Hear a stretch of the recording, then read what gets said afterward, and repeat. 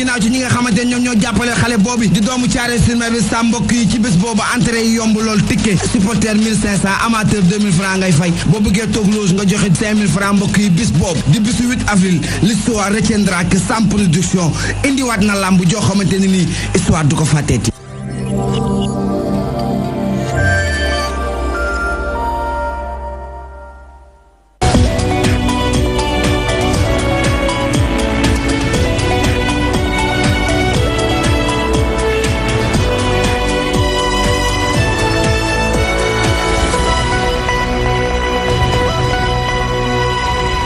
Il est 20h, bonsoir à tous, voici les titres de l'actualité de ce jeudi. Barthélémy Diaz, toujours placé en garde à vue. Les proches du maire de Sacré-Cœur-Mermoz fustigent ses conditions de détention. Visite interdite, privation de nourriture, autant de faits qu'ils ont décriés. Ils menacent de durcir le ton. Les cheminots de Thiès en grève pour 48 heures à compter de ce jeudi. Un mouvement d'humeur qui démarre fort. Les revendications et les crispations sont multiples. Le gouvernement est attendu au tournant. L'insuffisance rénale, une maladie qui touche des millions de personnes dans le monde. Au Sénégal, la loi de la transplantation rénale n'est toujours pas matérialisée. Le ministre de la Santé annonce son entrée en vigueur sous peu. Un fonds de 30 milliards de francs CFA, c'est le montant que le chef de l'État compte allouer aux jeunes porteurs de projets pour les aider. Les espoirs et les attentes sont nombreux. Nous sommes allés à la rencontre de certains d'entre eux.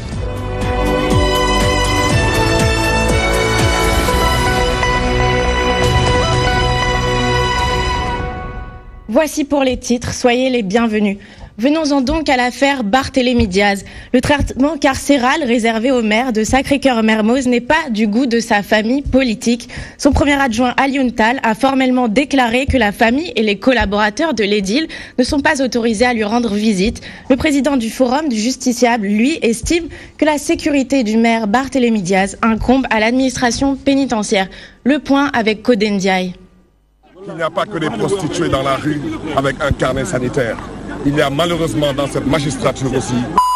Après sa famille biologique, c'est au tour de la famille politique de Barthélémy Diaz de monter au créneau pour dénoncer ses conditions de détention. Le premier adjoint au maire de Mermoz Sacré-Cœur indexe du doigt l'administration pénitentiaire. Barthélémy, ce n'est pas un criminel. Barthélémy, ce n'est pas un bandit. Il est maire. Il incarne une institution qui est la mairie de Mermoz Sacré-Cœur. Donc nous ne pouvons pas comprendre qu'aujourd'hui déjà, donc qu'il soit pris en otage et que les gens continuent à exercer cette torture morale, n'est-ce pas, sur sa famille et sur nous qui sommes ses collaborateurs, sur même la population de Mermoz Sacré-Cœur. De l'avis du président du Forum du Justiciable, la sécurité du détenu Barthélémy Diaz incombe au premier chef à l'administration pénitentiaire. Il y va de la sécurité de Barthélémy Diaz parce qu'actuellement, la sécurité première de Barthélémy Diaz doit être assurée par l'administration pénitentiaire, que ce soit sa sécurité sanitaire, que ce soit sa sécurité corporelle, que ce soit sa sécurité alimentaire. Donc tous les repas qui sont acheminés au niveau de l'administration pénitentiaire qui est destinée à Barthélémy Diaz, l'administration pénitentiaire a le droit de vérifier est-ce que cette nourriture-là est de bonne qualité, est-ce que cette nourriture-là n'est pas empoisonnée, est-ce que cette nourriture-là en tout cas, peut en fait, Barthélémy, voilà, est destiné à la consommation. Parce que ça, c'est son rôle premier. Alioune Tall dénonce une arrestation arbitraire de Barthélémy Diaz. Le président du Forum du Justiciable exige quant à lui un procès équitable. La justice n'a pas été rendue, ce qui a outré tout un chacun. Et même de l'extérieur, les gens sont choqués de ce qui s'est passé, n'est-ce pas, dans le procès du maire de Dakar. Et c'est à notre grande surprise qu'on a vu que le jour J même, donc le maire Barthélémy a été arrêté parce que étant quelqu'un qui gêne le pouvoir. Aujourd'hui, l'indépendance de la justice, en tout cas, est remise en cause. Donc aujourd'hui, je pense qu'il appartient également, en tout cas, à la justice sénégalaise d'instaurer, en tout cas, cette confiance qui est liée avec les justiciables.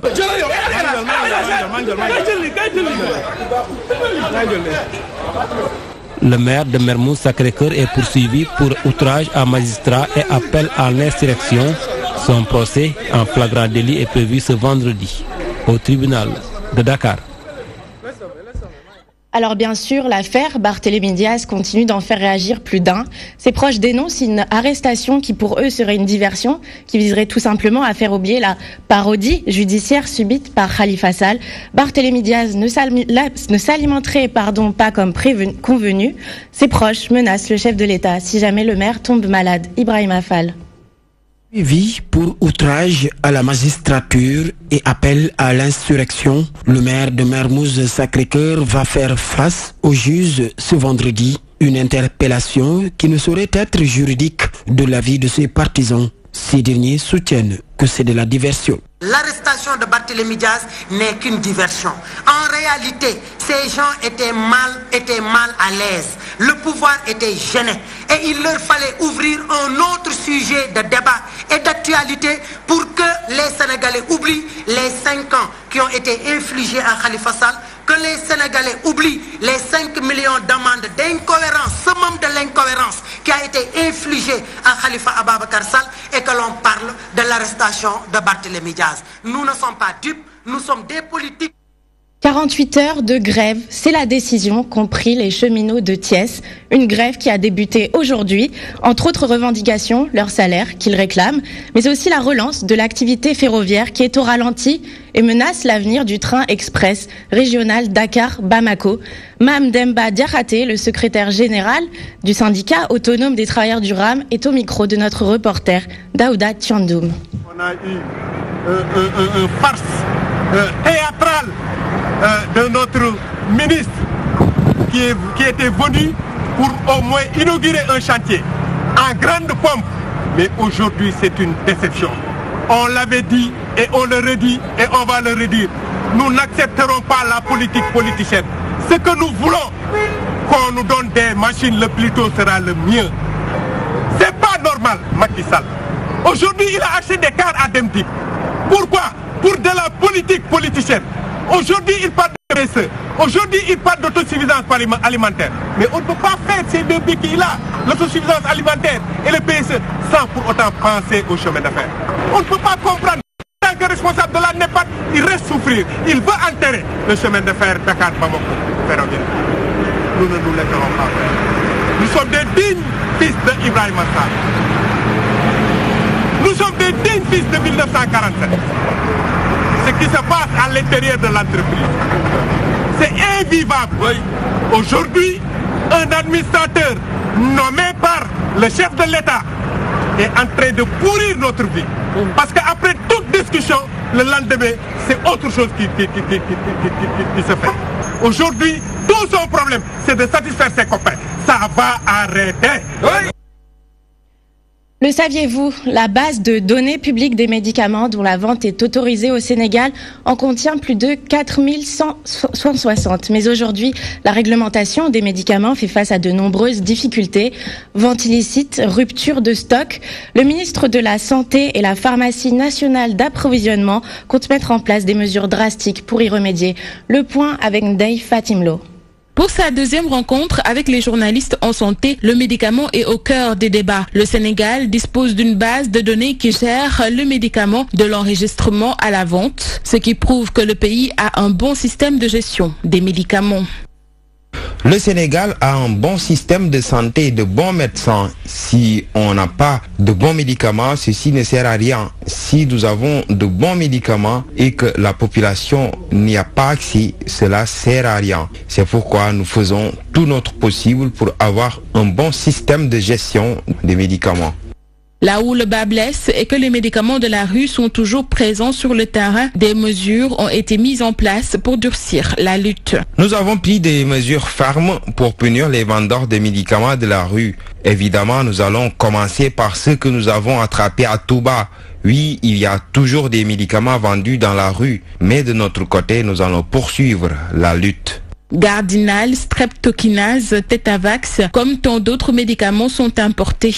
Quelquefois, ils sont en rupture de stock. Et pourtant, la Pharmacie nationale d'approvisionnement fait tout pour éviter ces genres de problèmes. Pour le cas de la streptokinase, nous en avions. Nous n'avons pas encore reçu les approvisionnements que nous attendons dans les meilleurs délais. Mais vous devez savoir que ce sont des produits importés et que il existe des contraintes liées à l'approvisionnement des médicaments sur le marché international qui sont indépendantes de la volonté de la structure. Mais nous faisons des acquisitions 1 an, 2 ans avant leur mise sur le marché. L'efficacité de tout le système de santé nécessite la disponibilité et l'accessibilité financière des médicaments. Le ministère de la Santé et de l'Action sociale s'engage à durcir la lutte pour que tous les médicaments soient en vente dans les conditions requises. Santé toujours. Selon l'OMS, un adulte sur 10 souffrirait d'une affection rénale, soit près de 600 millions de personnes au niveau mondial. Au Sénégal, des efforts qui s'inscrivent dans la lutte contre l'insuffisance rénale ont été notés. Parmi eux, la loi de la transplantation rénale en 2015. Une loi qui suscite beaucoup d'espoir chez les insuffisants rénaux, mais une loi toujours pas matérialisée malgré les praticiens qui se disent prêts. Le ministre de la Santé assure cependant que d'ici quelques mois, la loi va enfin entrer en vigueur. Écoutons-le au micro de Ndeye Fatimlo. Le Sénégal a fait beaucoup d'efforts concernant la prise en charge de l'insuffisance rénale. Plusieurs centres de dialyse ont été mis en place au niveau de l'hôpital Roi-Baudouin, celui de Ouakam, de Pékin, entre autres. La loi est déjà mise en place. Il faut mettre en place un comité national de dons d'organes et aussi mettre en place les dispositifs nécessaires pour que cette loi soit effective. D'ici quelques mois, rassurez-vous, ce sera chose possible.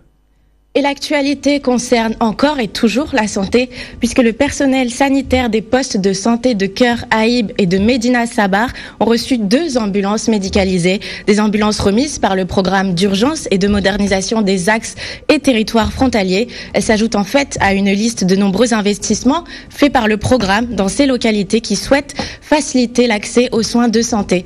Pape Malik Fall. 2 ambulances médicalisées au profit des postes de santé de Keur Aïb et Médina Sabar, acquises grâce au programme d'urgence de modernisation des axes et territoires frontaliers. Ces joyaux participeront à la mise en place des conditions garantissant l'accès de toutes les catégories sociales à des soins de qualité. Ces ambulances comportent une cabine de conduite, une cellule sanitaire séparée, des revêtements intérieurs et des équipements médicaux de dernière génération, dont un cardio semi-autonome et des masques respiratoires d'oxygène. Vous conviendrez avec moi que ce sont des hôpitaux ambulants qu'on vous a amenés aujourd'hui. Hormis l'accès aux soins de santé, le Pumon a entrepris d'importants investissements consentis principalement dans le département de Nioro en termes de routes, de pistes de production et d'infrastructures sociales de base. De nombreuses réalisations en cours entreprises par le Pumon en faveur de la région de Kaolack, en particulier le département de Nioro-Dirib, portant entre autres sur la construction des postes de santé de Darouba, de Keur Arisamba, une piste de production de 45 km reliant Porokhane, Keur Moussa Frontière et Keur Tamba. La liste n'est pas exhaustive puisque le coordonnateur a profité de la cérémonie pour annoncer l'érection du stade municipal, du centre de santé et du mur de clôture du lycée de Médina Sabar, afin de réduire les disparités et les inégalités entre les villes et les zones frontalières. En finir avec la mendicité organisée des enfants. Rappelez-vous, c'était la volonté du président de la République Macky Sall. Alors lors de son discours du 3 avril, il a réaffirmé sa volonté de protéger la petite enfance. Mais pour les citoyens, le constat est amer, puisque cette pratique persiste toujours malgré les nombreuses interdictions qui se heurtent en fait à une réalité tenace. Selon eux, la stratégie de l'État devrait être réétudiée et se centrer sur un financement des daras. Mohamedou Diallo. L'image est devenue banale et reflète toute la complexité liée au retrait des enfants de la rue. La volonté est affichée, mais le gouvernement peine toujours à la matérialiser malgré les récentes opérations. La mesure doit être respectée dans toutes ses formes. Le gouvernement doit être plus rigoureux. Sinon, tout le monde va se dire que c'est juste des annonces, rien de plus. Il y aura toujours des gens qui vont tenter de mettre la pression contre cette mesure. La stratégie n'est pas bonne. Beaucoup d'acteurs ne maîtrisent pas le sujet. La majorité des mendiants ne sont pas sénégalais. Une question épineuse des observateurs la met directement en rapport avec les Dara. Une position qui suscite très souvent un sentiment de marginalisation chez certains produits de ces écoles. L'État doit soutenir les Dara. Ça, c'est un impératif. Et le gouvernement commet l'erreur de confier cette mission à des gens qui ne la maîtrisent pas.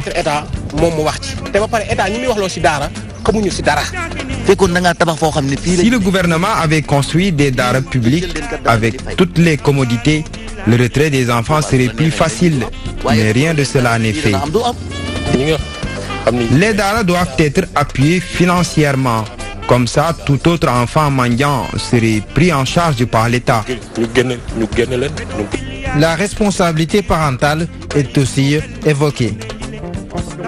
Les parents doivent être plus vigilants à l'égard de leurs enfants. Franchement, ils ont une grande part de responsabilité sur la mendicité des enfants.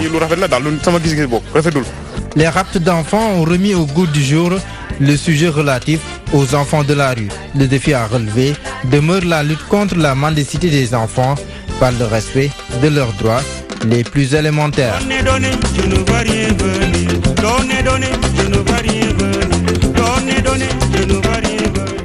La délégation générale pour l'entrepreneuriat rapide des jeunes et des femmes suscite une lueur d'espoir chez les jeunes porteurs de projets. Conformément à la volonté du chef de l'État, le programme doté d'un fonds de 30 milliards de francs CFA entend bien accompagner la jeunesse dans le management et l'auto-emploi. Les secteurs du numérique et de la pêche seront les bénéficiaires de la phase pilote. À Soumbédioune, certains jeunes, eux, sont déjà en plein dans les démarches afin d'avoir la chance d'être parmi les premiers bénéficiaires. Eladji Moussabey. Le programme n'est pas inconnu à Soumbédioune. Chez les acteurs de la pêche de ce lieu d'activité, l'heure est aux démarches pour bénéficier des premières allocations de la délégation générale de l'entrepreneuriat rapide des jeunes et des femmes. Nous sommes en train de regrouper les pêcheurs et les marieurs, les femmes transformatrices en petit nombre de 10 ou de 5. Seront bénéficiaires de ce financement. 2 milliards sur les 30 destinés au programme seront affectés à l'entrepreneuriat des jeunes acteurs de la pêche. Subvention jugée satisfaisante pour un début, avec pour l'essentiel des attentes, un soutien dans l'équipement naval. L'utilité de ce fonds permettra de financer l'obtention d'unités de pêche pour les pêcheurs, comme la barque et le moteur. Pour les marieurs, c'est un fonds de roulement. Ils ont besoin d'un fonds de roulement. Conformément à la volonté de l'État, la DER compte également élargir son domaine d'intervention dans le numérique avec 1 milliard de francs CFA pour accompagner les jeunes promoteurs de start-up. Chez les étudiants, l'initiative est salutaire. Nous sommes à l'ère de l'entrepreneuriat et du leadership. Donc si on a quand même un président qui soutient les jeunes, qui a une vision par rapport à la jeunesse, nous ne pouvons que saluer. Un fonds de 30 milliards, ça va permettre à la jeunesse sénégalaise de mieux s'adapter à la vie et à l'entrepreneuriat. Et il nous permettra, nous, jeunes du Sénégal, de mieux s'en sortir. Parce qu'on a tendance à dire que ici au Sénégal, la demande est excessivement supérieure à l'offre. Donc pour moi, ce programme va répondre directement à l'inquiétude. Seulement ces derniers plaident pour plus de responsabilité dans la planification du programme. C'est une promesse. Il ne l'a pas encore mise en place. Donc il doit réaliser cette promesse-là. Mais également la jeunesse, nous, en tant que jeunes du Sénégal, nous devons réagir à telle enseigne que ce programme va être utile à nous. Les femmes font partie intégrante de la DER. D'ailleurs, une subvention de 500 millions leur sera accordée pour les appuyer dans l'auto-emploi. Et dans le quartier de Yarar, beaucoup de femmes s'activent dans le recyclage des déchets de poissons. Ces déchets sont récupérés avant d'être vendus à une usine qui, après transformation, produit des aliments pour du poulet. C'est un reportage d'Ibrahim Afal. À Yarar, plusieurs activités sont pratiquées par ces braves femmes. Ces dernières passent toute la journée ici pour ramener quelque chose à la maison. Après l'arrivée des pirogues, ces femmes n'achètent pas seulement les poissons frais. Elles utilisent les déchets pour les revendre à une usine, une activité appelée le Pessano. Tout le monde y trouvait son compte, aussi bien les pêcheurs et les vendeuses. Vous constatez de visu que le reste des poissons est déversé en mer et c'est nous qui avions l'habitude de les récupérer pour ensuite effectuer la vente. Le Pessano est utilisé pour la production d'aliments agricoles. Nous sommes réunis ici à Yarar pour avoir un quota afin de vendre tranquillement l'usine et en gagner de l'argent. Le Pessano est en ce moment à l'arrêt, d'où le cri de cœur de ces femmes. Nous sommes très inquiètes parce que les déchets des poissons sont aujourd'hui jetés en mer et ça pouvait régler quelques problèmes.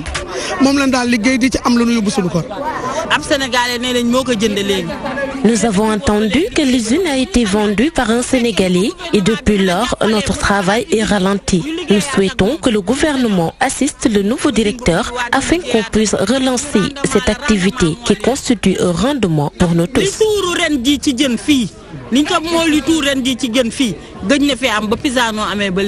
La vente des déchets de poissons nourrit bien ces femmes de Yarar. Le souhait le plus ardent de ces dernières demeure aujourd'hui la relance de leurs activités.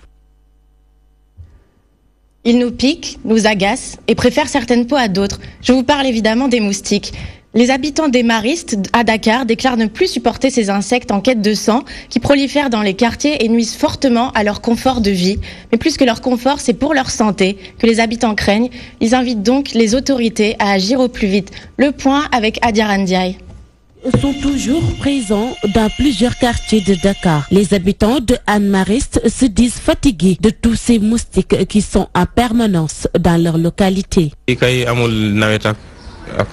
Ici, il y a tout le temps des moustiques, ils sont là en permanence. Nous sommes fatigués, surtout nous qui sommes tout le temps dehors. Si le soleil commence à se coucher, les moustiques rentrent dans les chambres. Ils osent même entrer dans la bouche. Bon nombre de personnes ont déménagé à cause de tous ces moustiques. Ces habitants exhortent les autorités à régler ce problème. On pompait le site auparavant, mais cela fait longtemps qu'ils ne sont pas venus. Je crois que c'est le lac qui est tout près d'ici. On allume les ventilateurs, on se couche sous des moustiquaires, mais rien. Franchement, nous sommes fatigués. C'est à cause du lac que les moustiques sont aussi nombreux ici. Nous avons tout fait pour les éviter. Il faut qu'on nous aide. En cette période de chaleur, les moustiques se manifestent de plus en plus selon les habitants de Mariste. Ils essaient par tous les moyens d'éviter la piqûre d'un moustique et demandent à l'État de trouver une solution à cette situation. Garcinia cola, c'est le nom d'une noix très prisée par les personnes âgées en Afrique. Alors bien sûr, il s'agit du nom scientifique, puisqu'au Sénégal, nous la connaissons sous le nom de petit cola. Et oui, ce fruit est de plus en plus prisé par les jeunes qui, malgré son goût amer, a des vertus thérapeutiques. Reportage de Yamakoli.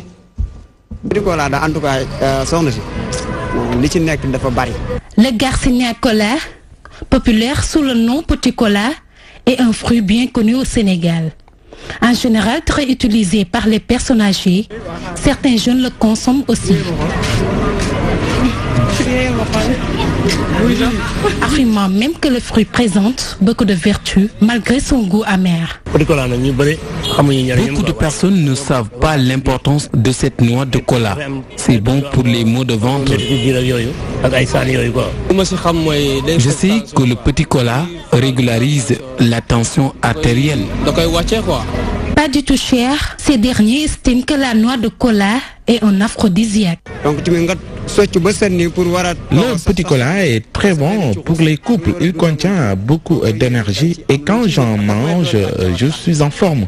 Je m'active toute la journée et je retrouve également toutes mes forces. Ce vendeur établi au marché Grand Yoff affirme que le prix du kilogramme varie entre 7 000 et 5 000 francs CFA. Le prix du kilogramme varie selon les vendeurs. Il y a ceux qui le vendent à 5 000 ou 7 000 francs CFA. Les détails à 100 francs, 75, voire même 50 francs CFA. Ce jeune homme confirme les bienfaits de cette noix de cola et ajoute que c'est son seul remède pour se débarrasser des maux de ventre. Parfois, si j'ai des nausées, j'utilise le petit cola. En période de pluie, cette noix de cola me permet de mieux digérer les aliments. C'est très efficace aussi pour se débarrasser des vers. C'est bon pour les maux de ventre. Je sais que le petit cola régularise la tension artérielle. Très amère, la noix de cola contient pourtant des vertus curatives. Un aphrodisiaque pour soulager les maux de ventre, lutter contre la mauvaise haleine et augmente aussi la performance sexuelle chez l'homme. Tels sont, entre autres, les remèdes de ce petit fruit. Rendons-nous maintenant dans la région de Thiès avec Tivaouane et Meouane qui ont aussi célébré le 4 avril, mais à leur manière. En effet, particularité de leur défilé, eh bien, des maraîchers et des véhicules hippomobiles faisaient partie de la parade. Regardez ça, c'était avec Daouda Thiandoum.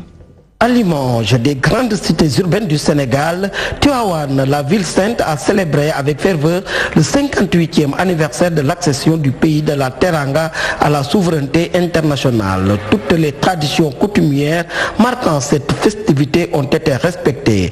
Honneur illustré par le retentissement de l'hymne national ayant accueilli le préfet du département, M. Makan Beng.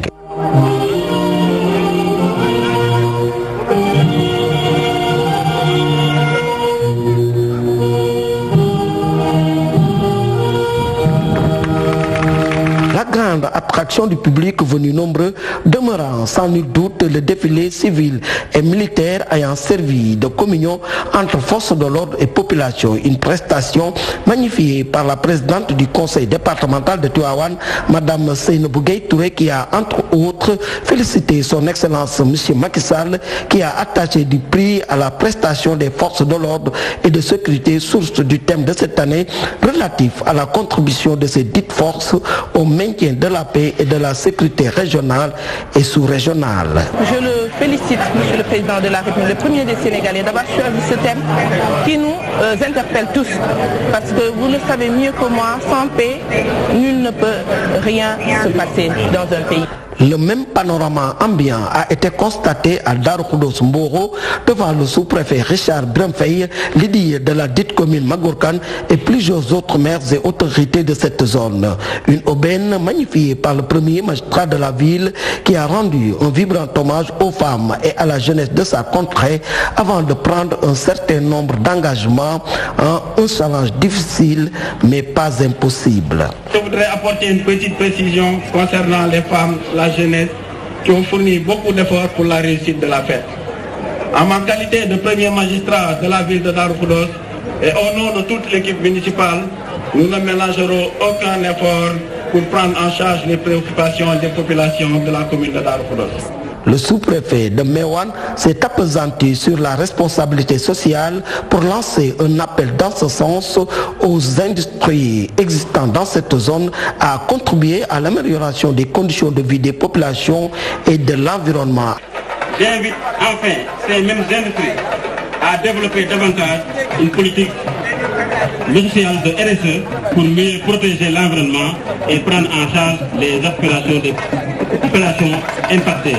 Avant de magnifier les efforts déjà faits et toucher du doigt les rencontres entamées pour tirer profit du nouveau code minier. Et c'est la fin de ce journal. Merci à toutes et à tous de nous avoir suivis.